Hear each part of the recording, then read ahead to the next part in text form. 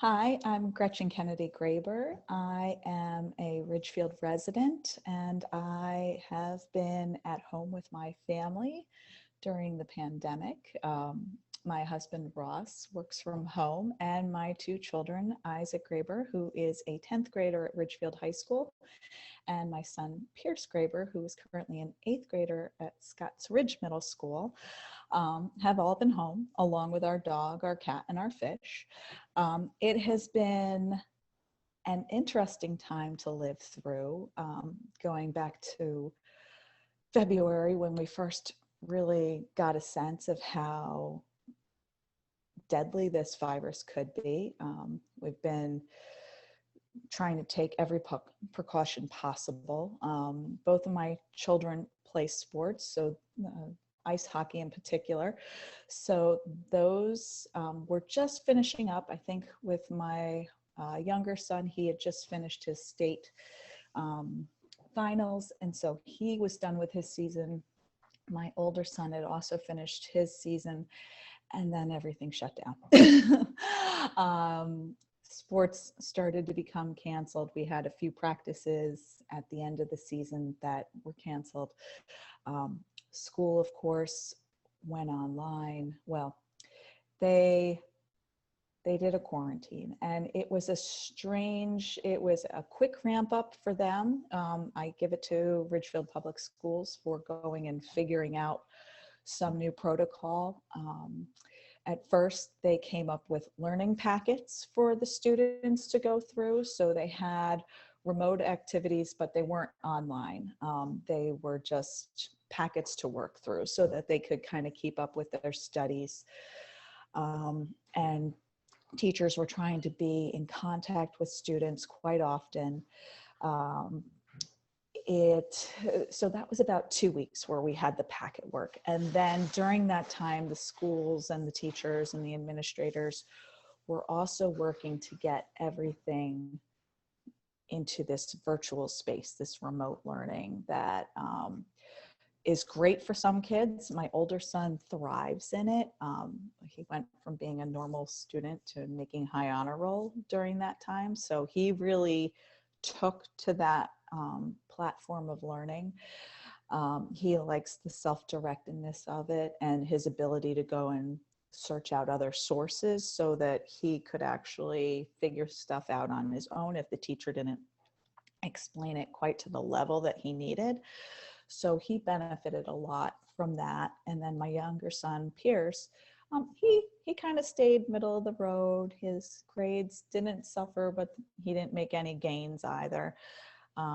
He definitely missed his friends, and any activities. We had to start implementing just things to get out of the house. We made sure the bikes got tuned up. So that was one of the things. If you remember, you couldn't even buy a bike at the beginning of all this. So we got the bikes tuned up. We took daily walks. We just tried to make sure they had some semblance of normalcy in terms of the school days from XYZ time to after school. You practice doing your things to keep your sport up. So they'd go and stick candle and shoot in the driveway. They didn't see anybody. It was really, really quiet. Luckily, I think for both of them, this is where it's the blessing and the curse of technology. They both are big on video games and video chat through this platform called Discord. So they kind of stay connected to some core friends that way. I always think of video games as being kind of isolating, but during this pandemic, it's been the one thing that they could kind of come together and do and experience all at the same time. So while I'm not a fan of video games, it was a social outlet and continues to be a social outlet. I'm sure they're getting far too much screen time at this point, but when the options are keeping everybody safe versus screen time, I guess we give up and we go for the screen time there. The other challenges that we faced, my younger one was in the midst, and he'd been practicing for quite a long time to prepare for his bar mitzvah, which was, what was it? Oh my gosh, it was in June. So by the time June came around, well, our religious services had been shut down, but we were able to go to our synagogue with our son. He had gone and started doing Zoom meetings with our rabbi, and our rabbi was getting ready to leave for a new position. So I wanted to make sure he completed his studies with her before she departed for her new position. So we managed to pull that together. We had a Zoom bar mitzvah. And in Judaism, you're not supposed to, at least in our level, they don't like you to turn on and off devices. So Zoom meeting was started the evening before that his bar mitzvah took place, and it was left on. So we didn't touch the computer at all or anything like that. And my son did his part. We had 4 wonderful friends come and participate with us. They had actually had COVID.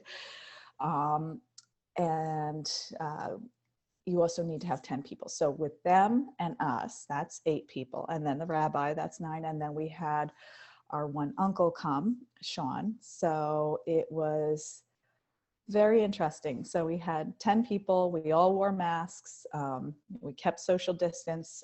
10 people in that little building was fine because it's a big open room. So nobody was on top of one another. And our friends had antibodies, so they weren't going to get sick, and they were no longer contagious, so we weren't going to get sick. So it was a very interesting way to do it.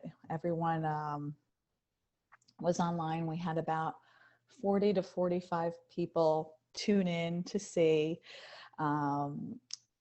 So it was friends and families and members of our synagogue. So it was really nice because basically my son takes a little bit longer to study this stuff. And he had been working, usually you take about a year. He had already been working a year and a half. We had started extra early because we knew with the transliteration of the text and just decoding was going to be a challenge. So I didn't want to add any more time to it. And we're still trying to figure out what to do to actually celebrate it. After that particular piece, we had everyone come over. It was only the 9 of us, because Sean came. And it was, actually, no, it wasn't Sean. I just changed, I am incorrect. It was a neighbor who also came, Mr. Zipkin. So came over, had a little meal brought in, and we ate outside so everyone could be apart, but together. So these were, and that was the first time we had had anybody even near our home. So it was really nice. It was lovely to see people in June after not seeing anybody since March, basically. Trying to think of what else.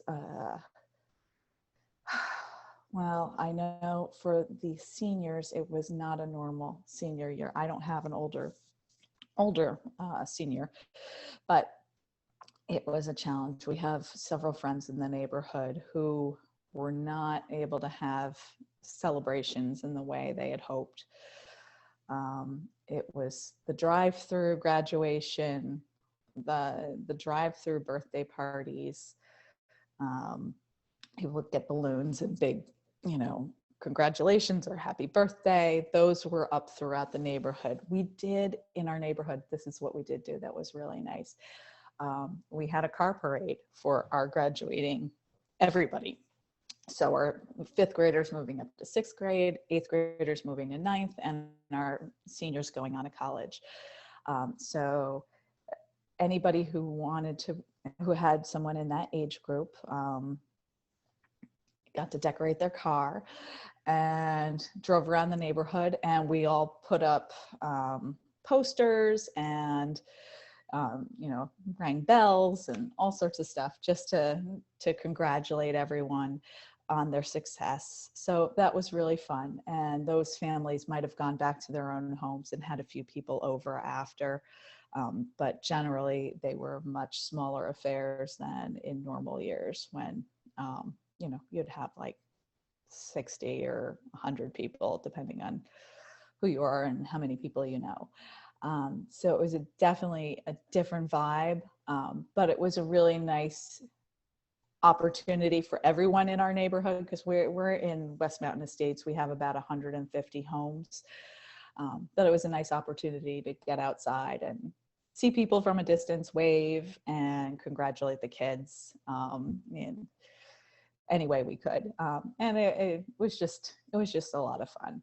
And we had banners up too. Our party planning committee went and bought banners so that around various points in the neighborhood we had the congratulatory signs. And we might actually make this an annual event, because now we have these signs, they're not dated. So every year we could kind of have this little drive-through celebration, because in years past, our neighborhood would host the Scotland Elementary School fifth graders. They'd come to our pool, and that would be their kind of like final party. And we didn't get to do that this year for them.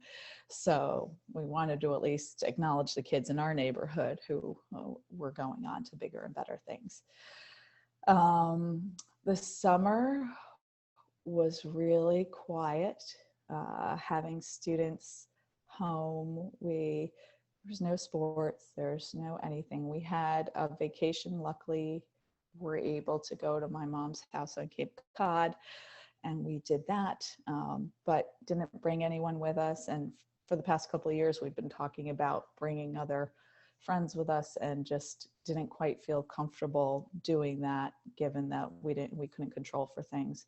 What we did manage to do was see a couple cousins who had not been out to the beach yet. They were living up there, but hadn't been to the beach. So we brought them to the beach one day just to try and make summer actually feel like summer for them. And then the rest of the season, it just passed by. We spent a lot of time at our pool. Our pool was a lot different this year. We had a sign-in system, so you had to sign in for time because they did a lot of extra cleaning and everything. And we couldn't have any guests from outside. The only people who could come would be a grandparent or a grandchild. So really limited in scope who would come to use the pool. And we had some nice cocktail hours there, but not as big and as it had been in the past. But at the same time, our pool usage definitely went way up, and we've had a lot of new neighbors move into the neighborhood as people decided that this was an opportune point to sell their homes and go on to their next place. And then school this year started up. Our kids did go in person, and they did a great job. They were doing both of them were doing the hybrid, because middle and high school. And this year, let's see, so it was 2 or 3 days in person. It depended on which cohort you're with. And A days, if you're in the A cohort, which we were in, you would go 2 days on this particular type of week, and then 3 days the following week. So it went back and forth between who was going 2 and 3 days a week. In the high school, they elongated the blocks of time. They cut the classes. So you had periods 1 through 4 and then periods 5 through 8. So those had elongated blocks, and this was a little bit different than what we had been doing before. I think it benefits the students in that they're not constantly having to log into the next class. So missing a class is a lot less likely, because they get distracted and things don't happen the way they should. Now the middle school, they have the 1 through 8 schedule, and that does not change at all. So their schedule is the same. They have some it's a rotation. And we had done that up through the first marking semester.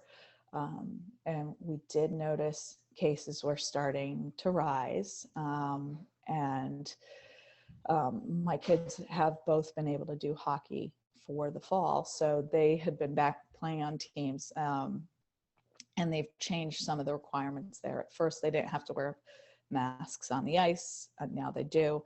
So that's just changed because we've seen the uptick in cases. So it has been different. My older son also ran cross country, which you wore a face mask until you're actually running. That sport managed to make it almost all the way through.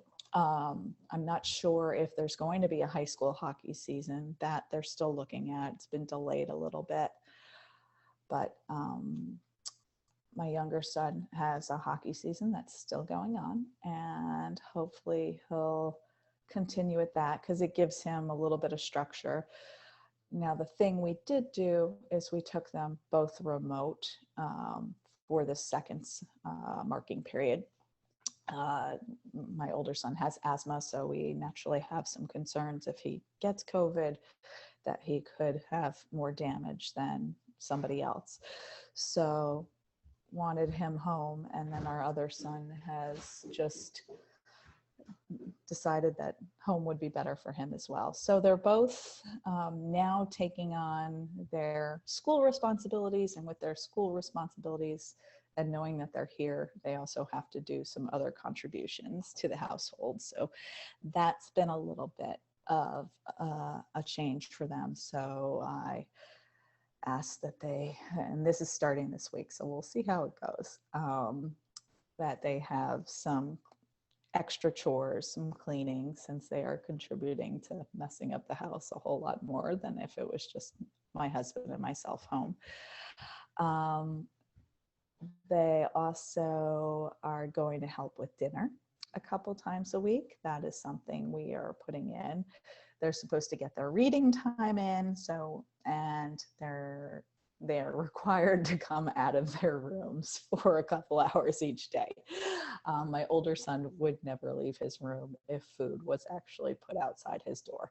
So that we had to make that a requirement because we could literally not see him for days. So that's where we are right now. Fall is upon us, and